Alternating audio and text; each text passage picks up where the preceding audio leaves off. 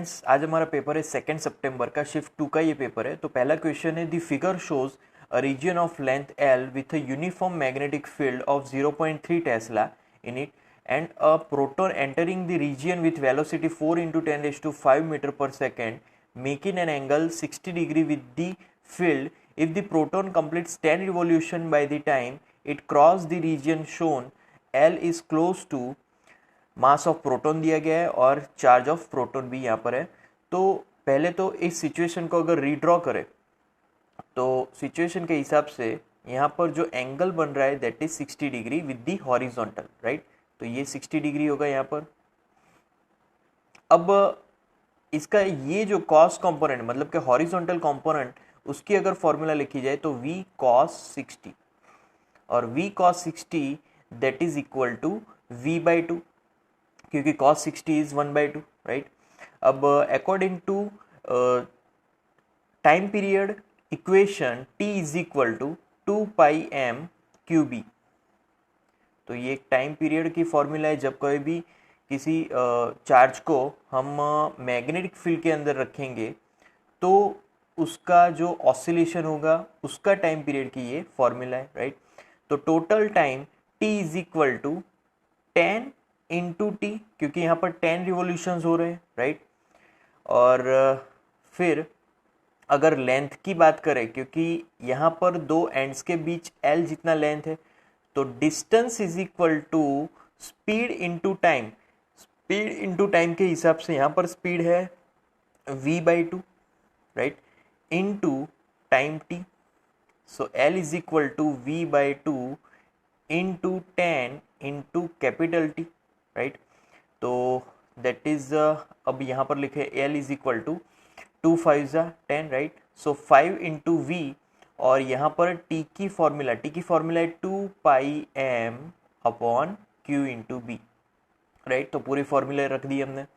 अब जितनी भी वैल्यूज यहाँ पर दी है, जैसे कि वेलोसिटी, राइट, ये रही, फिर 2 इंटू पाई इज 3.14, फिर mass of proton is given, फिर charge of proton is given and magnetic field is given. So सारी वैल्यूज रखने के बाद जो भी लास्ट कैलकुलेशन करने के बाद जो भी लास्ट आंसर आएगा दैट इज 0.439 मीटर।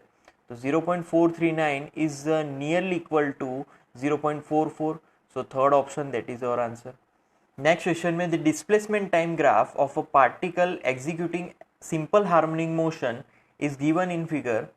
तो यहाँ पर डिस्प्लेसमेंट वर्सेस टाइम का ग्राफ दिया है और हमें यहाँ पर कौन से स्टेटमेंट सही है ये बताना है।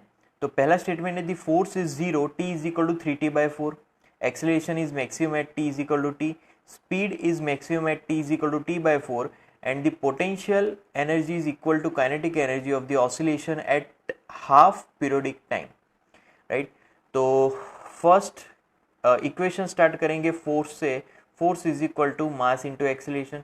अब एक्सेलरेशन की formula a is equal to -ω² into x, right. तो ये एक एक्सेलरेशन की फॉर्मूला है। अब 3t/4 पे अगर बात करें 3t/4, तो 3t/4 पे f इज इक्वल टू 0, क्योंकि वो मिड पोजीशन पे है, मीन पोजीशन पे है, तो वहाँ पर फोर्स 0 होगा, क्योंकि वहाँ पर कोई एक्सेलरेशन नहीं है। एक्सेलरेशन क्यों नहीं होगा? क्योंकि वहाँ पर कोई डिस्प्लेसमेंट नहीं है, तो डिस्प्लेसमेंट 0, एक्सेलरेशन 0, इसीलिए फोर्स भी 0, राइट। तो फोर्स इज इक्वल टू 0। तो फर्स्ट हमारा राइट है, फर्स्ट ऑप्शन।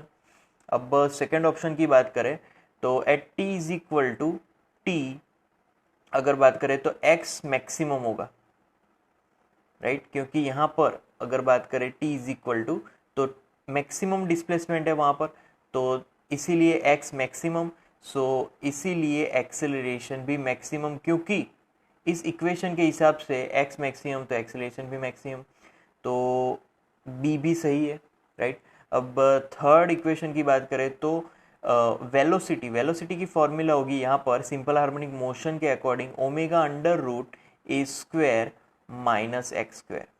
ये सिंपल हार्मोनिक मोशन में ऑब्जेक्ट के वेलोसिटी की फॉर्मूला है। अब v मैक्सिमम, तो v मैक्सिमम कब मिलेगा? जब x इज इक्वल टू 0 होगा तब v मैक्सिमम होगा, क्योंकि x सब्ट्रैक्शन में है, तो सब्ट्रैक्शन वाला टर्म अगर कैंसिल हो जाएगा तो v मैक्सिमम मिलेगा, तो v मैक्सिमम तब मिलेगा a इंटू ओमेगा, क्योंकि स्क्वायर एंड रूट हट जाएंगे, राइट। तो t is equal to t/4, t/4 की अगर बात करें यस, तो वहां पर x 0 है, तो इसीलिए v मैक्सिमम, राइट। तो स्पीड यहाँ पर मैक्सिमम होगी t/4 पे, राइट। अब kinetic energy and potential energy की बात करें, तो काइनेटिक एनर्जी और पोटेंशियल एनर्जी कभी भी t/2 पे सेम नहीं होंगे। t/2 कहाँ पर मिलेगा, यहाँ पर, तो यहाँ पर मैक्सिमम डिस्प्लेसमेंट मिल रहा है। मैक्सिमम डिस्प्लेसमेंट मतलब कि सिर्फ पोटेंशियल एनर्जी मैक्सिमम है। अब जब पोटेंशियल एनर्जी मैक्सिमम होगा तो काइनेटिक एनर्जी ऑटोमेटिकली मिनिमम हो जाएगा। तो t/2 पे कभी भी kinetic energy and potential energy same नहीं होने वाला है, तो d यहाँ पर गलत है, तो ABC यहाँ पर करेक्ट है। तो यहाँ पर फोर्थ ऑप्शन में ABC ऑप्शन है कि तीनों ABC सही है, so that is our answer. Next question में, a wire carrying current I is bent in the shape ABCDEFA। तो वायर को हमने बेंड किया है इस तरीके से, राइट। जैसे कि एक स्क्वायर जो चीज़ होती है उसको हम लोग बीच में से बेंड कर ले तो ऐसी शेप बनेगी, राइट। मतलब कि एक यहाँ पर एक स्क्वायर लूप बन रहा है और यहाँ पर ऊपर की तरफ स्क्वायर लूप बन रहा है। एक स्क्वायर लूप है y एक्सिस के पैरेलल, एक स्क्वायर लूप है z एक्सिस के पैरेलल। ये पूरा जो स्क्वायर है वो एक वायर से बनाया गया है। फिर आगे जाते हैं, where rectangle ABCDA and ADEFA are perpendicular to each other, एक y एक्सिस एक z एक्सिस में। If the sides of the rectangles are of lengths A and B, then the magnitude and direction of magnetic moment of the loop ABCDEFA is, okay। तो यहाँ पर magnetic moment find करना है।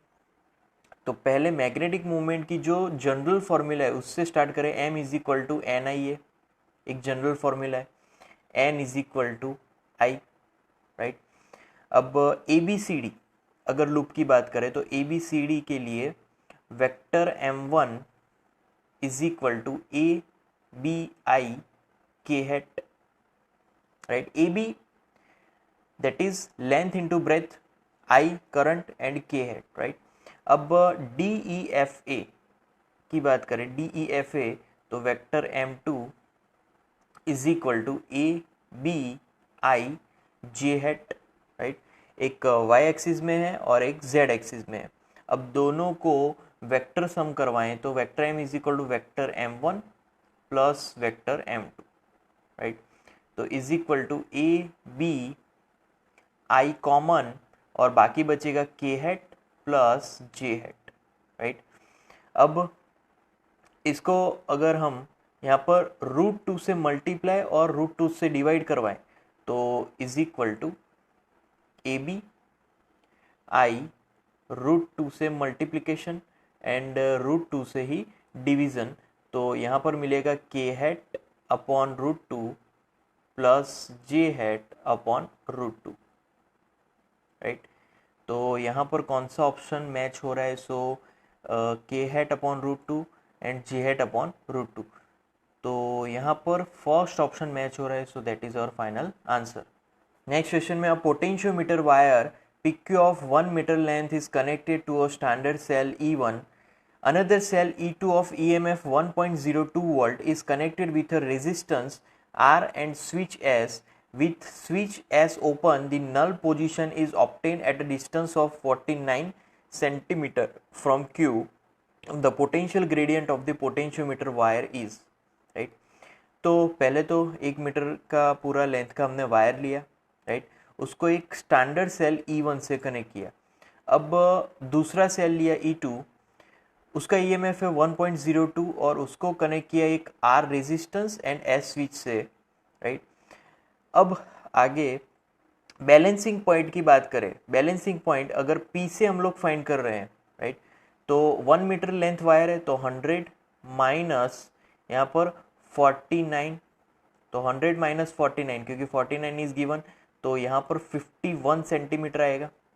अब EMF E2 is equal to 5 into 51, phi यहाँ पर potential gradient है, right. तो EMF is equal to potential gradient into length. So 1.02 is equal to phi into 51, so phi is equal to 1.02 upon 51। तो यहाँ पर आंसर होगा phi is equal to 0.02 volt per centimetre. तो first option match हो रहा है, so that is our answer. Next question में, a heat engine is involved with exchange of heat of 1915 joule minus 40 joule plus 125 joule and q joule during one cycle, achieving an efficiency of 50%. The value of q is, तो eta is equal to work done। ये एक simple formula है efficiency की, heat engine के efficiency की, work done upon heat supplied, right. अब work done upon heat supply, तो efficiency यहाँ पर 50% हो चुकी है, मतलब कि 1/2। तो 1/2 is equal to work done, तो 1915 minus 40 plus 125 plus Q, right, upon 1915 plus 125। अब यहाँ पर एक चीज़ हम लोग देख सकते हैं कि यहाँ पर पहली जो हीट है वो पॉजिटिव है, दूसरी नेगेटिव है, तीसरी पॉजिटिव है, तो चौथी यहाँ पर नेगेटिव होगी। क्यों? क्योंकि यहाँ पर वन साइकिल अचीव हो रहा है। वन साइकिल तब अचीव होगा कि जब एक पॉजिटिव, एक नेगेटिव, पॉजिटिव, नेगेटिव, पूरा एक लूप कंप्लीट होगा। तो हमें यहाँ पर Q को नेगेटिव लेना पड़ेगा, तब वन साइकिल कंप्लीट होगा, राइट। तो यहाँ पर नेगेटिव Q आएगा, ओके।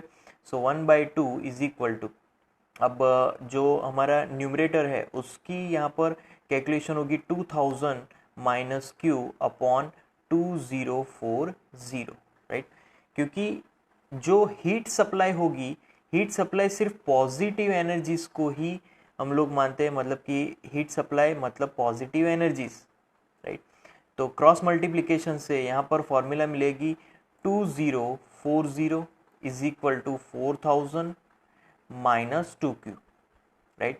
तो 2Q subject, 2Q is equal to 1960, तो Q is equal to 980 joule. So that is our Q value. So 980, third option is matching with the answer. So that is our final answer. Next question में, in a Young's double slit experiment, 16 fringes are observed in a certain segment of the screen when light of wavelength 700 nanometer is used. If the wavelength of light is changed to 400 nanometer, the number of fringes observed in the same segment of the screen would be। तो पहले तो हम लोग formula लिखेंगे n, right, number of fringes, तो number of fringes into width of the fringes lambda d upon d is equal to l। So formula लिख सकते हैं n1 lambda 1 d upon d is equal to l। Similarly for second n2 lambda 2 d upon d is equal to l। अब दोनों को compare करें तो n1 lambda 1 is equal to n2 lambda 2, right. तो 16 into 700 is equal to n2 into 400, so 0 cancelled. So n2 subject, तो n2 is equal to 4 into 7 28। So first option is matching with the answer, that is our final answer. Next question में, in a hydrogen atom of the electron makes a transition from n plus 1 level to nth level. If n is much greater than 1, the frequency of radiation emitted is proportional to। तो पहले तो energy की बात करें, hydrogen के energy level, तो En is equal to minus E0 upon n square. Simple formula है ground level के हिसाब से, राइट, जनरल फॉर्मूला है।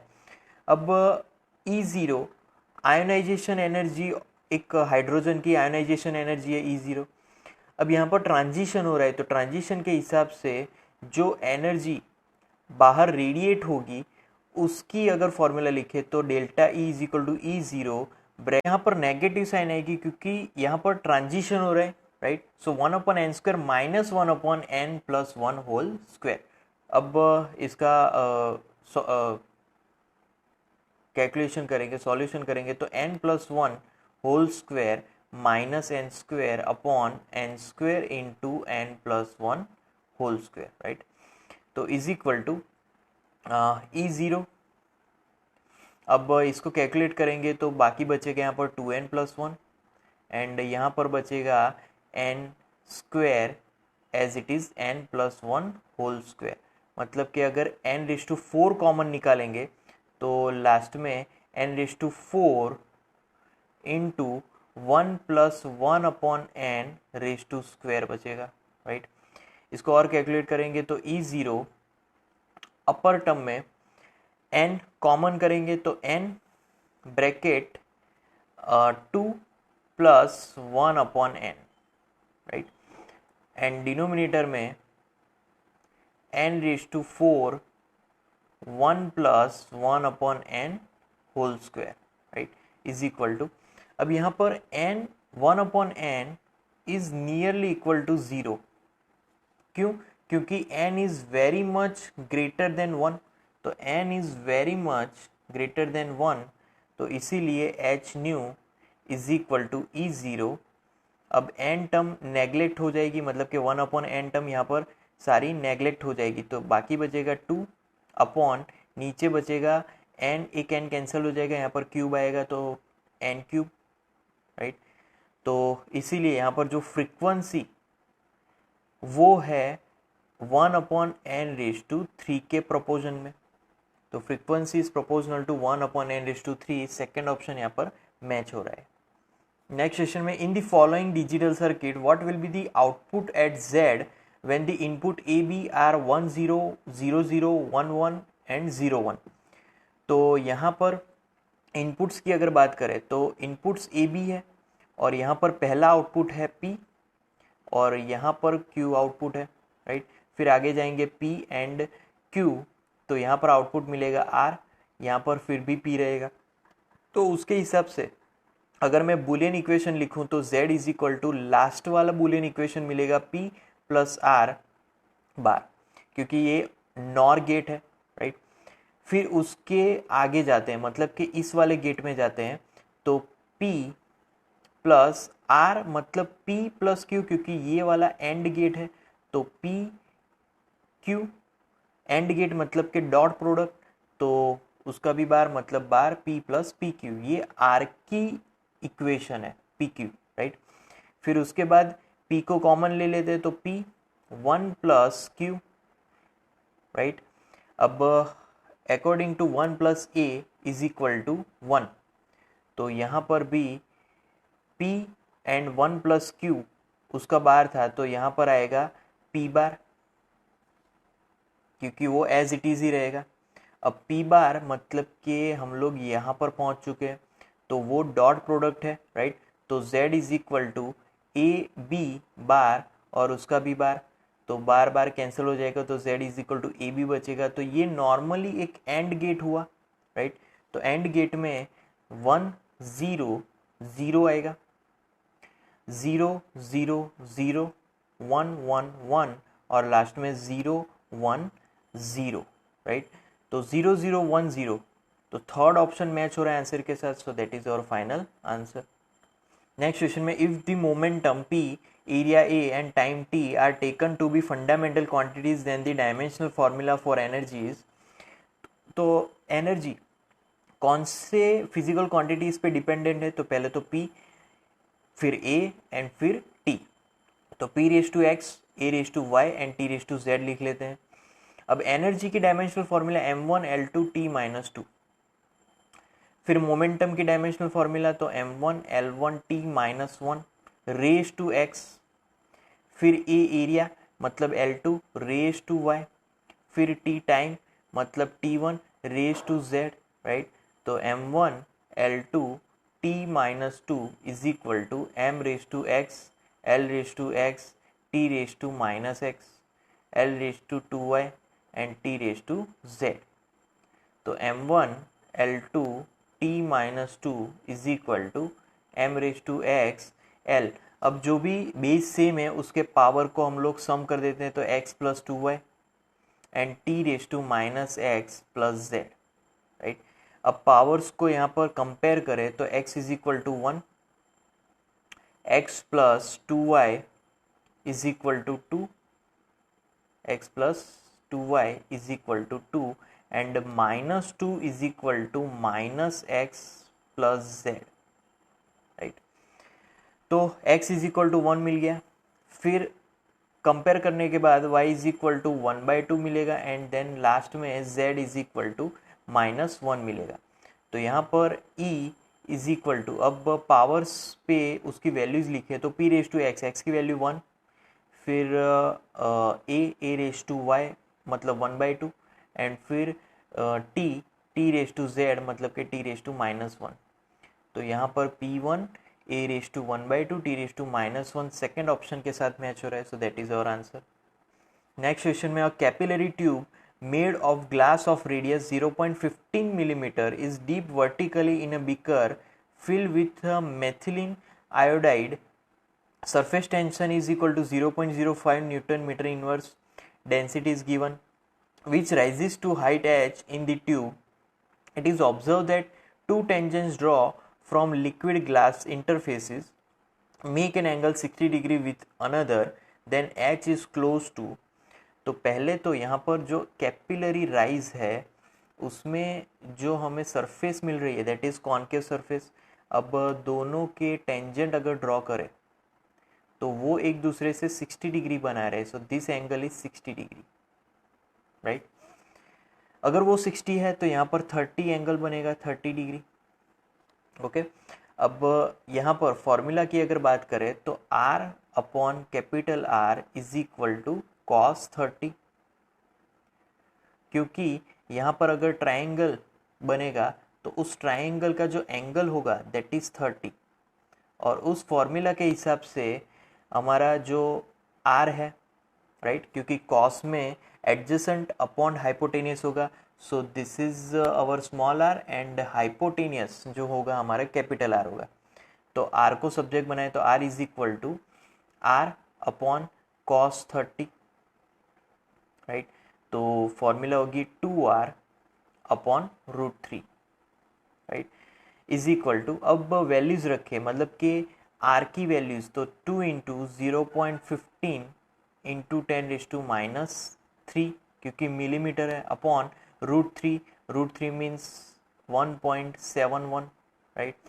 सो यहाँ पर √3 ही रखेंगे तो वो कैंसिल हो जाएगा टर्म, तो इसीलिए √3 रखेंगे, बाद में उसको कैलकुलेट कर लेंगे। तो is equal to 0.3 upon √3 into 10⁻³ metre, right.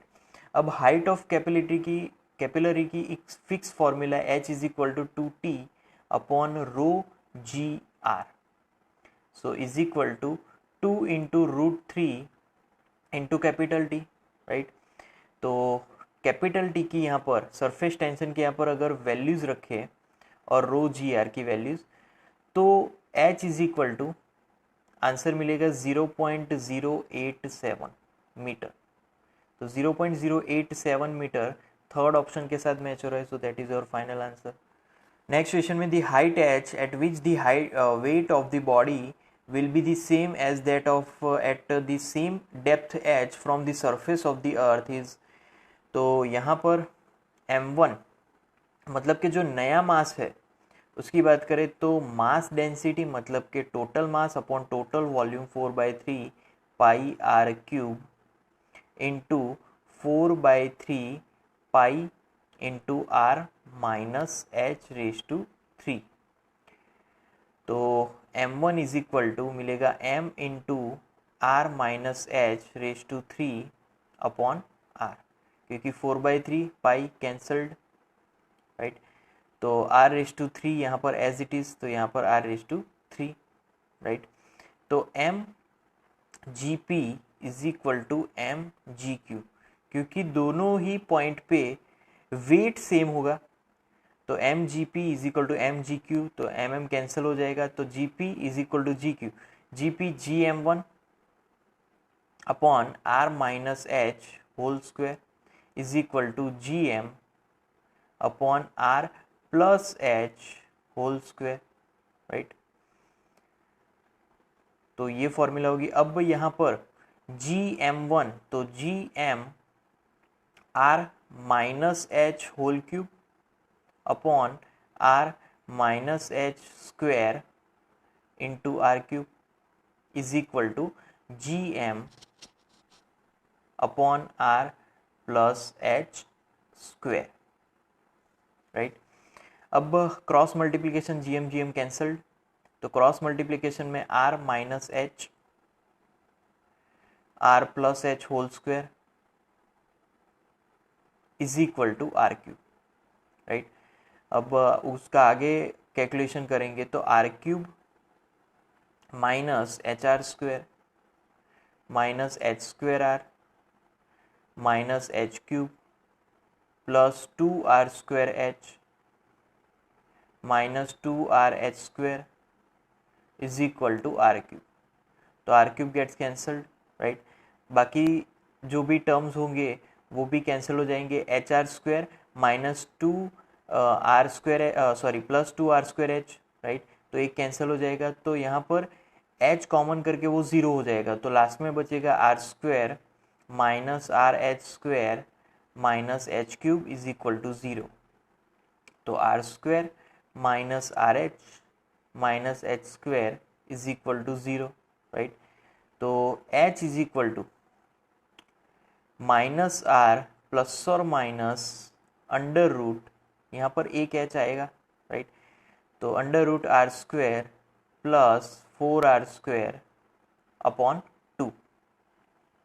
तो h is equal to minus R plus और minus under root 5 into R upon 2। तो h is equal to formula मिलेगी under root 5 minus 1 upon 2 into R, क्योंकि यही एक possible solution है। सो first option उसके साथ मैच हो रहा है, so that is our answer. Okay, next question. An ideal gas in a closed container is slowly heated as its temperature increases. Which of the following statements are true? तो यहाँ पर पहले तो फर्स्ट स्टेटमेंट है the mean free path of the molecule decreases, mean collision time between the molecules decreases, the mean free path remains unchanged and mean collision time remains unchanged. तो पहले तो mean free path of the molecule उसकी formula लिखी जाए तो lambda is equal to V upon under root 2 pi D square into N, जहाँ पर V है कंटेनर का volume, N number of molecules, right. अब एवरेज कॉलिजन टाइम टाउ की अगर बात करें तो टाउ की फॉर्मूला है mean free path upon V average, तो इज इक्वल टू, अब फॉर्मूला अगेन रखे तो lambda upon average speed of molecules, right। तो average speed is proportional to under root t। तो average speed अगर under root t के proportion है तो average collision time वो inversely t के proportional होगा, right। तो यहाँ पर फर्स्ट जो ऑप्शन है वो रॉन्ग है, क्योंकि मीन फ्री पाथ कभी भी डिक्रीज नहीं होगा यहाँ पर, राइट। और बी की अगर बात करें तो the mean collision time between the molecules decreases, right. C the mean free path remains unchanged, correct. And D the mean collision time remains unchanged, नहीं वो चेंज होगा, तो डी भी रॉन्ग है। तो यहाँ पर बी और सी करेक्ट है, तो ऑप्शन होगा फोर्थ वन। नेक्स्ट क्वेश्चन है a charge Q is distributed over two concentric conducting thin spherical shells, radii r and capital R are greater than r. If the surface charge densities on the two shells are equal, the electric potential at the common center is। तो पहले यहाँ पर दो shells है, first Q1, second charge is Q2, simple. अब sigma जो कि surface charge density है दोनों की सेम है, तो sigma is equal to Q1 upon 4 pi R square. Similarly Q2 upon capital 4 pi R square. तो यहाँ पर एक रेशियो मिलेगा Q1 upon Q2 is equal to small R square upon capital R square, right. तो Q1 plus Q2 total charge होगा हमारा, that is given in the equation capital Q, right. तो Q2 into R square upon capital R square plus Q2 is equal to Q, क्योंकि ये हमारा जो Q2 R square upon capital R square है वो हमारा Q1 है, वो फॉर्मूला यहाँ से आई, राइट। अब आगे Q2 को सब्जेक्ट बनाए तो Q2 is equal to Q upon R square plus capital R square, right. तो Q1 इज इक्वल टू, क्योंकि Q2 Q के फॉर्म में है तो Q1 को भी Q के फॉर्म में कन्वर्ट करना पड़ेगा, तो R square upon R square into Q into R square upon R square plus R square, right. तो is equal to Q into R square upon R square plus R square, क्योंकि यहाँ पर capital R square cancelled हो जाएंगे, right. अब ओ potential पे, ओ centre पे, मतलब कि जो सेंटर है उस पे पोटेंशियल अगर फाइंड करें तो total potential V is equal to K Q1 upon R plus K Q2 upon capital R, right. तो ये कंप्लीट फॉर्मूला हो जाएगी। अब Q1 Q2 अंदर फॉर्मूला में रखने हैं, तो Q1 Q2 अंदर फॉर्मूला में रखते जाएंगे तो फॉर्मूला होगी K bracket Q into R square upon R into R square plus R square plus Q into R square upon R into R square plus R square, right. तो यहाँ पर हमने Q1 एंड Q2 को अंदर formula में रखा है, तो उसका और यहाँ पर सिंप्लीफिकेशन करें तो K Q R plus R, right, upon R square plus small R square, right. तो is equal to K means 1 upon 4 pi epsilon 0, then R plus R bracket upon R square plus R square inside bracket into Q, right. तो यहाँ पर ये हमारा final answer है। कौन से option के साथ मैच हो रहा है ये देखना है अभी। ये मैच हो रहा है थर्ड ऑप्शन के साथ, right. So that is our final answer.